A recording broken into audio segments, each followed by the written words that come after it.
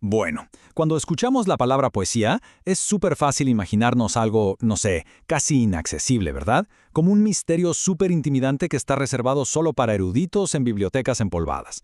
Pero la verdad, como vamos a ver en la explicación de hoy, es algo completamente distinto. La poesía no es un acertijo matemático que hay que resolver, es de hecho una expresión humana hermosamente estructurada y musical. O sea, es literalmente el vehículo que la humanidad ha usado para plasmar el amor, la tristeza, la belleza, hasta la muerte. Así que hoy vamos a meternos de lleno y a diseccionar exactamente cómo funciona este arte. Vamos a desarmar su estructura pieza por pieza para entender por qué, bueno, porque ciertas palabras logran resonar tan, pero tan profundamente en nuestra mente. Y para lograrlo, este es el camino que vamos a seguir. Primero, la esencia de la poesía, luego, sus orígenes y evolución histórica. De ahí pasamos a la estructura de un poema, después a los recursos y características poéticas, y finalmente cerramos con los géneros y estilos poéticos. Arrancamos entonces con la parte 1, la esencia de la poesía.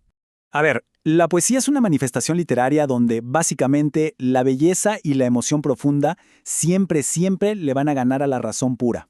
A diferencia de un manual técnico o un texto puramente informativo, este es el lienzo perfecto para los sentimientos más íntimos.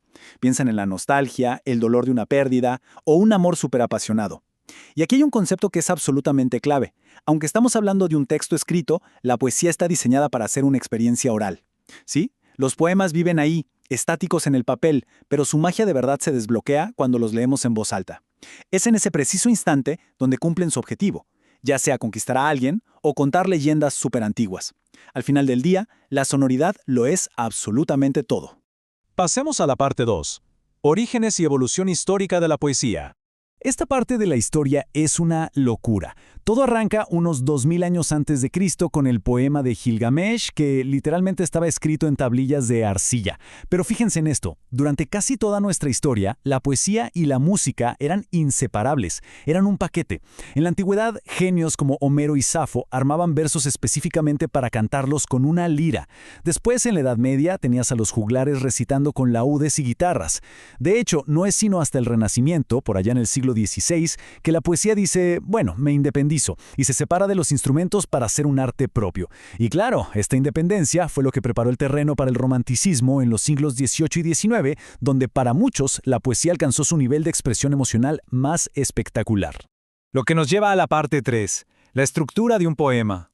Si hacemos zoom en la arquitectura de un poema, vamos a notar diferencias enormes con otros textos. Cuando agarramos una novela, estamos leyendo prosa, ¿cierto? Oraciones que forman párrafos. Pero la poesía no tiene esa estructura típica, de introducción, desarrollo y conclusión. Tiene sus propias reglas. Cada línea se llama verso, y esos versos se agrupan en bloques que llamamos estrofas. Básicamente, una estrofa en la poesía hace el mismo trabajo que un párrafo en la prosa. Presenta y desarrolla una idea solita antes de saltar a la que sigue. Vamos con la parte 4, recursos y características poéticas.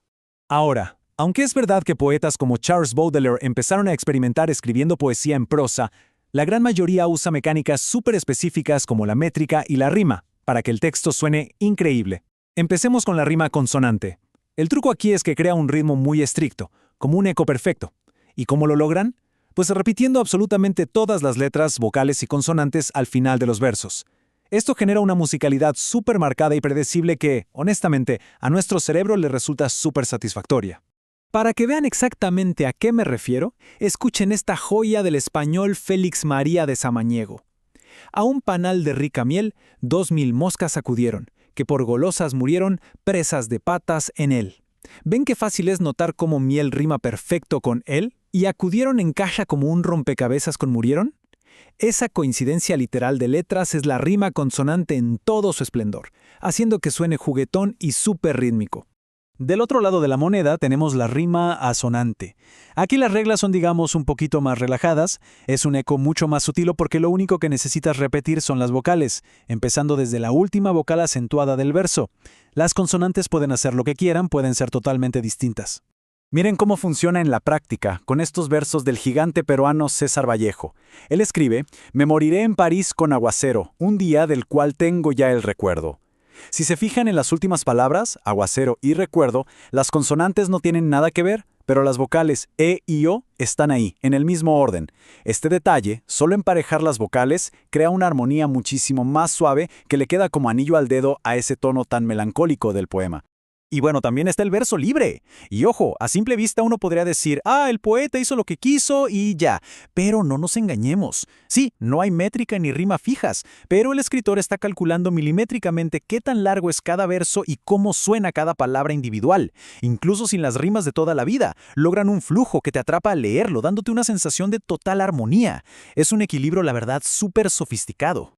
Y por último, la parte 5. Géneros y estilos poéticos. Como se imaginarán, a lo largo de la historia hay una variedad gigantesca de estilos. Tienes la poesía épica como las historias de Homero, que son puras hazañas heroicas. Luego está la lírica, mucho más íntima y de sentimientos, como esos sonetos súper intensos de Quevedo. También está la humorística. Por ejemplo, Aquiles Nazoa en Venezuela tiene cosas increíbles, donde satiriza convenciones sociales con un ingenio brutal. Hay juegos visuales como el acróstico, que se lee en vertical, el madrigal, que es romance puro, y, no sé si la conocen, pero la gitanjáfora es fascinante, porque ahí la lógica pasa a segundo plano y todo, absolutamente todo, se trata de cómo suenan las palabras al interpretarlas. Y una forma que me parece interesantísima es el haiku. Es este estilo de poesía japonesa cortísimo, súper conectado al budismo zen de solo 3 versos. Aquí tenemos uno del célebre Matsuo Basho. Fíjense, noche sin luna. La tempestad estruja los viejos cedros. Ya está. Con un par de palabras congela toda una atmósfera de la naturaleza en tu cabeza.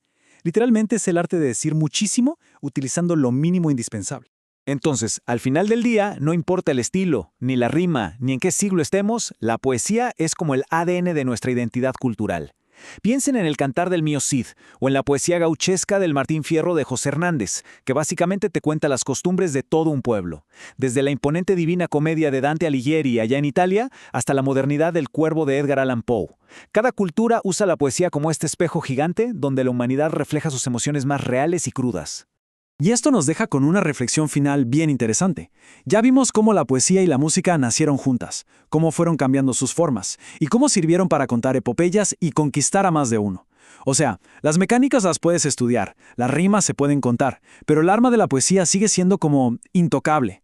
Entonces, la gran pregunta es, en este mundo tan loco, digital y rápido, ¿cuál es el verdadero sentido de sentarnos a leer o escribir versos hoy en día? Quizás la respuesta sea simplemente que, por mucha tecnología que inventemos, esa necesidad humana de buscar belleza, ritmo y sentido en lo que sentimos jamás va a cambiar. Muchísimas gracias por acompañarnos en esta explicación.